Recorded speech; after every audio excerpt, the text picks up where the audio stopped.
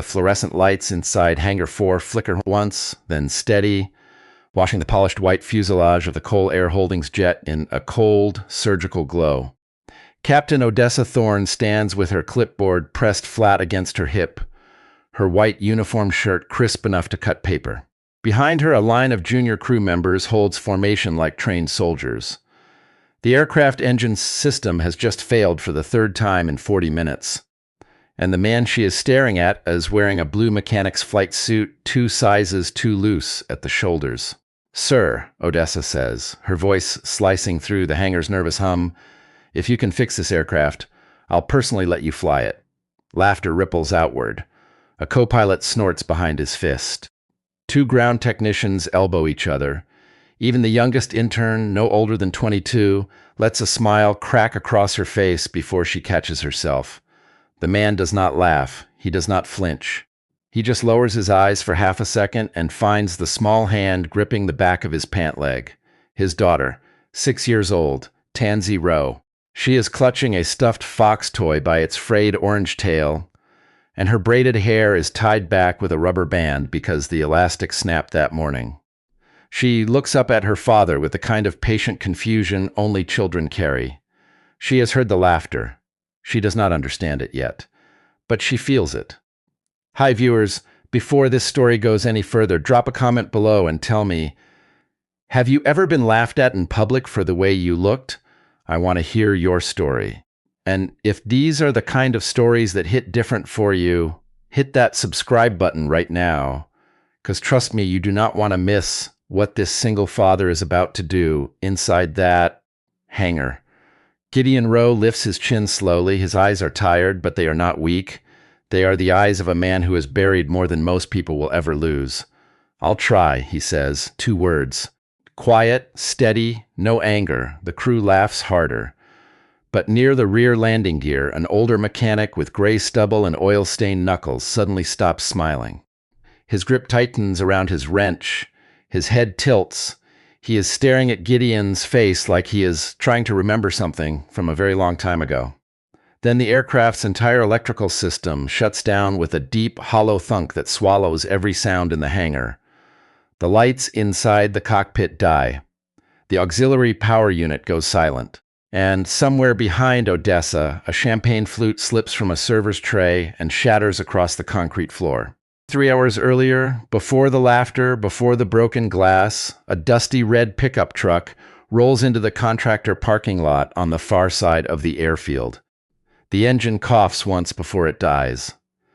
Gideon Rowe steps out first, his work boots scuffed at the toes, and walks around to the passenger side to lift his daughter down himself. Tansy clutches her inhaler in her small fist, mild asthma. The pulmonologist had warned him about cold mornings, about dust, about stress. The last invoice still sits folded inside the roof compartment, $3,840. The rent notice underneath it is 2 weeks overdue. The insurance card expired last Tuesday. He has not told Tansy any of that. He never will. She holds his hand as they walk toward the service entrance. A Blacktown car glides past them without slowing. The driver does not even glance their way. 2 flight attendants in pencil skirts step around them on the sidewalk like they are traffic cones. Gideon does not notice. Or maybe he has noticed for so long it no longer registers. Inside the contractor briefing room, he picks up his inspection clipboard. Routine work. Sensor checks, calibration logs, hydraulic pressure reviews. The kind of job nobody respects until something explodes. Across the terminal, Captain Odessa Thorne is already 2 hours into her morning. 41 years old, decorated, sharp jaw, sharper standards. She is the only female captain in the Cole Air Holdings fleet, and she has spent 15 years building a reputation made of steel and silence. This morning she has not slept. The fleet acquisition announcement is at noon. Investors are flying in from Dubai and Atlanta. The new jet must perform flawlessly. It is not performing. Gideon walks past the open hangar door on its way to a different aircraft. He pauses, tilts his head. His eyes scan the fuselage for less than 4 seconds. Something is wrong. He does not say a word. He just keeps walking, his daughter's hand still warm inside his. Tansy sits on a folding chair near the contractor coffee station. swinging her legs because they do not yet reach the floor. She is drawing airplanes on a stack of napkins with a blue crayon. Each plane has a tiny stick figure pilot. Each pilot has a smile. Gideon kneels beside her and tucks a loose curl behind her ear. "You okay, baby girl?" "Mm-hmm. You remember what Mama used to say?" Tansy looks up. Her eyes are brown like her mother's. Alina Rowe died 14 months ago. Aggressive leukemia. Stage 4 by the time they caught it. 6 weeks from diagnosis to the funeral.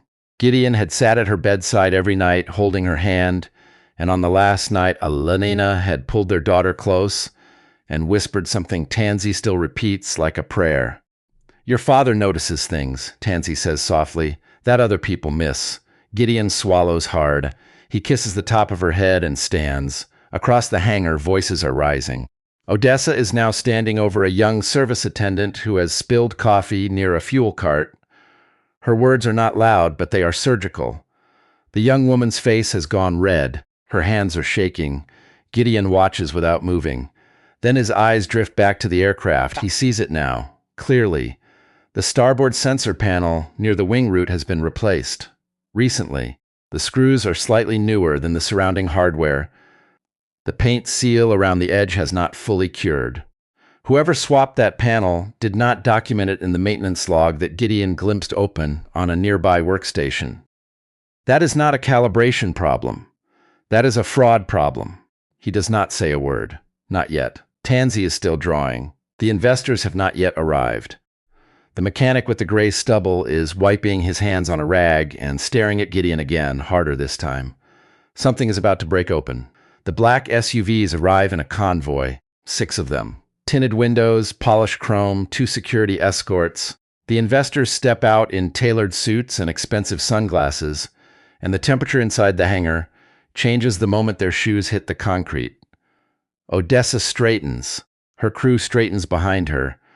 The diagnostic screen on the cockpit display blinks red for the 4th time this morning. Dorian Vexley, the operations manager, walks briskly toward her. He is 46, soft in the middle, with a kind of smile that has never lost an argument it actually deserved to lose. He grips Odessa's elbow and pulls her aside. "Fix it," he hisses. "Now. Or it is your job." Odessa's jaw tightens. She turns back toward her crew, and that is when she sees Gideon again. Closer this time. He has stepped within 10 feet of the open aircraft hatch. He is studying the underside of the wing. Dorian sees him too. He laughs once, loudly, theatrically, to make sure the investors hear. "Captain," he says, "I think the janitor wants to save aviation today." The investors chuckle politely. Odessa hesitates for half a second. Then she joins him. "Maybe the gentleman would like to explain inertial drift to us," she says, her voice carrying. "Or perhaps he just enjoys standing near expensive equipment." The hangar laughs. Louder this time. The investors smile behind their sunglasses. Tansy hears it. She slides off her folding chair and walks slowly toward her father. Her crayon is still in her hand. She tugs the side of his flight suit and looks up at him with the kind of expression no parent should ever have to answer. "Daddy," she whispers, "are they mad because we're poor?" Gideon does not look down at her right away. He cannot. Because if he looks at her right now, the thing rising inside his chest will become something he cannot put back. He closes his eyes. One breath in, one breath out. When he opens them, his shoulders have shifted. Just slightly. The way a man's shoulders shift when he has decided that the next thing he says will change everything. The mechanic with the gray stubble notices the shift. He sets down his wrench. He does not pick it back up. The diagnostic screen blinks red one more time, and this time the cockpit emergency alarm sounds. A high, thin wail that cuts through every conversation in the hangar. The investor stops smiling. Odessa spins toward the aircraft, her face draining of color. Her senior engineer is already shouting into a headset. 2 technicians scramble up the boarding stairs. Dorian Vexley's polished confidence cracks open down the middle. In the silence between the alarm cycles, Gideon Rowe speaks. The issue isn't software. His voice is not loud. But it is the only voice that is calm. A young engineer waves him off without turning around. "Sir, please step back from the aircraft." But the older mechanic with the gray stubble finally moves. He crosses the hangar floor in 6 long strides and plants himself between Gideon and the cockpit stairs. "Let him speak," he says quietly. Heads turn. Odessa stares. Gideon does not raise his voice. He does not gesture. He simply begins to speak, and the technical precision of his words lands inside the hide, the hangar like a stone dropped into still water. Your adaptive trim governor is reading turbulence compensation as pilot override input. The stabilization architecture has a sensor drift conflict near the starboard wing root. Someone replaced the calibration panel within the last 60 days, and whoever did it used a non-certified relay. Your aircraft is not malfunctioning. Your aircraft is lying to you. Silence. The kind of silence that does not belong inside a working hangar. Odessa's lips part. No sound comes out. The senior engineer slowly lowers his headset. Gideon looks once at his daughter, who is standing very still beside her folding chair, and then he looks back at Odessa Thorne. "I am not doing this to prove you wrong," he says quietly. "I am doing this so my daughter doesn't learn to stay silent." The mechanic with the gray stubble exhales like he has been holding his breath for 15 years. Hi viewers, if this story is moving you so far, do me one favor. Drop a comment below and tell me one word that describes how Gideon is handling this moment. Just one word. I read every single comment. And if you are not subscribed yet, now is the time. Because the next chapter is where everything this man has been hiding finally comes out. Odessa takes one slow step backward. The senior engineer turns toward her. His face is pale. "Captain," he says, "I think we need to listen to him." Behind them, the cockpit alarm wails again. Louder this time, sharper.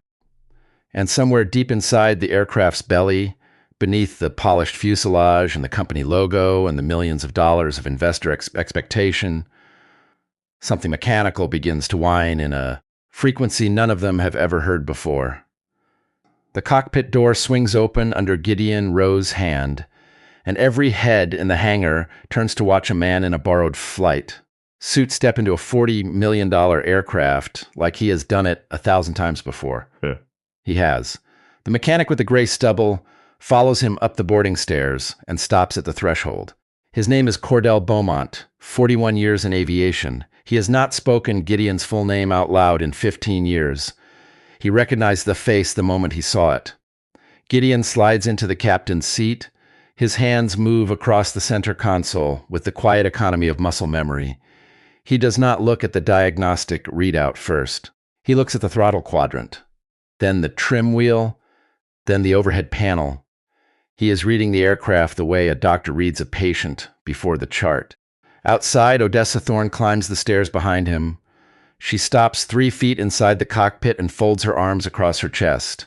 She does not say a word. She is watching. Gideon flips the auxiliary power unit back online. The cabin hums.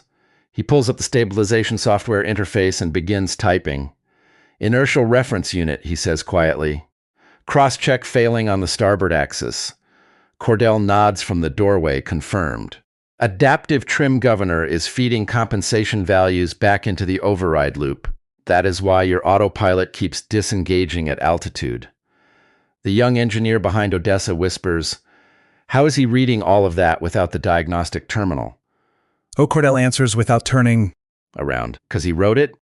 Odessa's arms slowly uncross. Gideon's fingers move faster now. He pulls up the maintenance log, he scrolls, he stops. Calibration relay was swapped 62 days ago. Vendor code on the work order is M Sigma Avionics. Cordell exhales sharply. M Sigma went out of business 4 months ago. Gideon turns his head slightly. "Then who installed this part?" The cockpit goes still. He reaches under the center pedestal, removes a small access panel with a tool from his own pocket, and pulls out a black calibration relay no bigger than a deck of cards. He holds it up to the cockpit lighting. The serial number has been scratched off. Counterfeit. Gideon sets the relay carefully on the dashboard. He pulls a certified replacement from a sealed parts case Cordell has quietly handed up from below. He installs it in under 90 seconds. He recalibrates the trim governor by hand, bypassing the corrupted software loop entirely. He flips the master switch.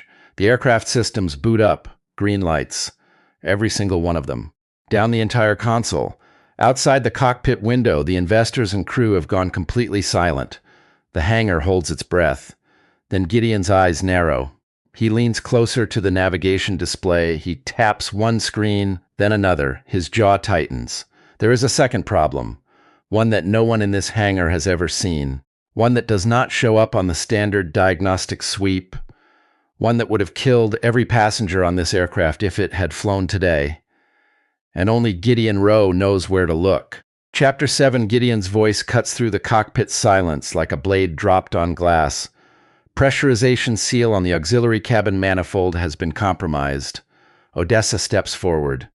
Compromised how? He points to a tiny pressure differential reading hidden 3 menus deep inside the cabin system's display. The number is off by less than 2%. To anyone else, it looks like a rounding error. At cruising altitude, Gideon says quietly, that 2% becomes a slow oxygen bleed. The cabin warning system has been recalibrated to ignore it. Whoever swapped that relay also rewrote the pressure threshold parameters.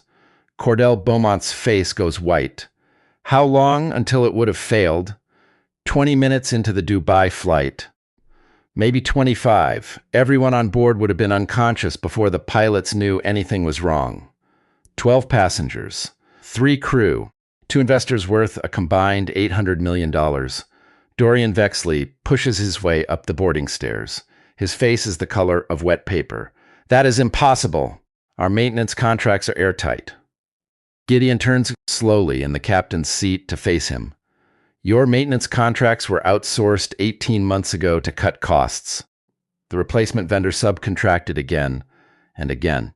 By the time anyone signed off on this aircraft, 4 different companies had touched these systems, and not one of them was certified. The investors have climbed halfway up the stairs now. They can hear everything. One of them, an older man in a charcoal suit, speaks quietly.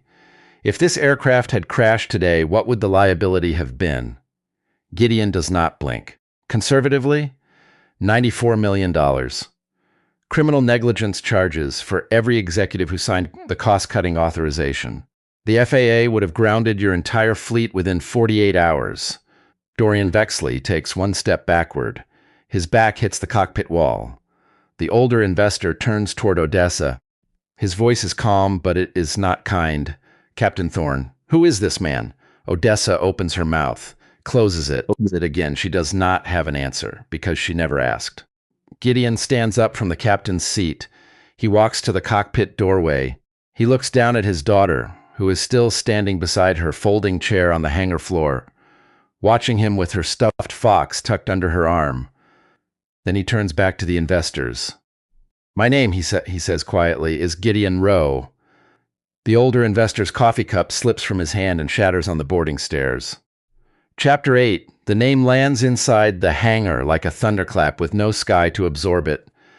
The older investor steadies himself against the railing. His business partner has already pulled out a phone and is dialing furiously.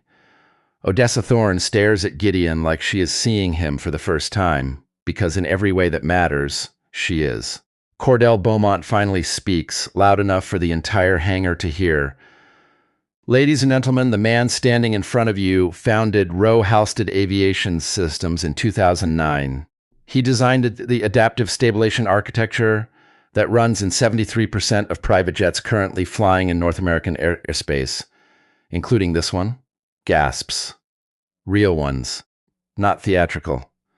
A young flight attendant covers her mouth with both hands. He sold his controlling interest in 2022 after his wife was diagnosed with terminal leukemia. Cordell continues. He used the money to pay for her treatment and to set up a trust for his daughter. What most of you do not know is that he kept his majority stake in Halstead Aviation Leasing Group, which currently owns the lease on this aircraft and 4 others in the Cole Air Holdings fleet. The older investor sits down slowly on the cockpit stairs. Odessa's lips part. You own this plane. Gideon meets her eyes for a long moment. I own the plane. I own the lease. I own the contract you have been operating under for the past 3 years.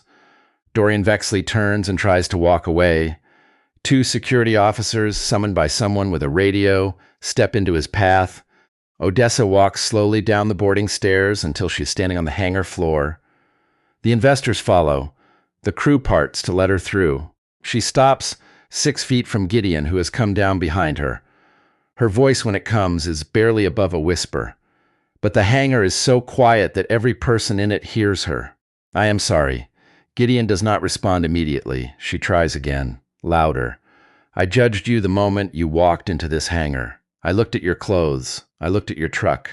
I looked at your daughter. And I decided who you were before you ever opened your mouth. I was wrong. In every way a person can be wrong, I was wrong." Gideon's eyes do not soften, but they do not harden either. "You saw my clothes," he says quietly, "before you saw my character." She nods once. Her jaw is trembling. The older investor steps forward. "His name is Wendell Hargrove. He has flown on aircraft like this one for 40 years. Mr. Rowe," he says, "on behalf of the board, I would like to offer you the position of Chief Operations Officer for Coal Air Holdings, effective immediately, $240,000 annually. Full health care. Whatever schedule allows you to raise your daughter the way you need to." The hangar holds its breath. Tansy is now standing beside her father, gripping his hand tightly. She looks up at him. She does not understand the salary. She does not understand the title. But she understands that everyone in the room is finally listening. Gideon does not answer right away. He kneels down beside his daughter first. He whispers something only she can hear. She nods solemnly. Then he stands back up and turns to Wendell Hargrove. "I'll accept the position on 3 conditions." Hargrove nods. "Name them." "Every maintenance contract in this fleet gets audited within 90 days. Independent firm. No internal review. Done. Every technician currently working under outsourced vendors gets the option to be hired directly by Coal Air Holdings with full benefits and union protections." Hargrove glances at his business partner, who nods immediately. "Done. And every executive on the operations team takes mandatory ethics training, starting with whoever signed the cost-cutting authorization that nearly killed 12 people today." Every head turns toward Dorian Vexley. Hargrove's voice goes cold. "Mr. Vexley, please collect your belongings. Security will escort you out." Dorian opens his mouth. He closes it. 2 officers take him by the elbows and walk him toward the exit. He does not look back. Odessa Thorne is still standing in the same spot. Her shoulders have collapsed inward. She has not cried, but something inside her face has broken open in a way that crying would not capture. As the hangar slowly begins to move again, as crew members return to their stations and investors begin making phone calls, she walks toward Gideon one more time. "Captain Thorne," he says before she can speak. "Yes, sir. You are still flying this aircraft." She blinks. What? You made a mistake about a person." "You did not make a mistake about an airplane. You are one of the best captains in this fleet. I read your file last year before the lease renewal. Do not confuse a moment of failure with the whole of who you are." Her eyes fill. She does not let the tears fall. She just nods sharply, the way only captains can nod. "Thank you, sir." She turns and walks back toward her crew. Tansy tugs her father's hand. "Daddy, can we go home now?" Gideon smiles for the first time all day. "Yeah, baby girl. Let's go home." Chapter 10. 4 months later, the red pickup truck still rolls through the contractor parking lot every morning. Gideon Rowe drives a company car when he flies to board meetings, but for the school run, he keeps the truck. Tansy is healthier. Her new pulmonologist is the best in the state. Her inhaler still rides in her backpack, but she uses it less now. Inside Hangar 4, Cordell Beaumont has been promoted to Director of Maintenance Integrity. He hires the technicians personally. Odessa Thorne flies the new Dubai route twice a month.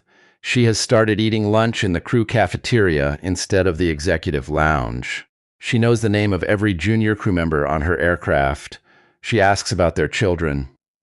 On a Tuesday evening in early autumn, Gideon picks Tansy up from school. The sun is dropping low over the Georgia pines.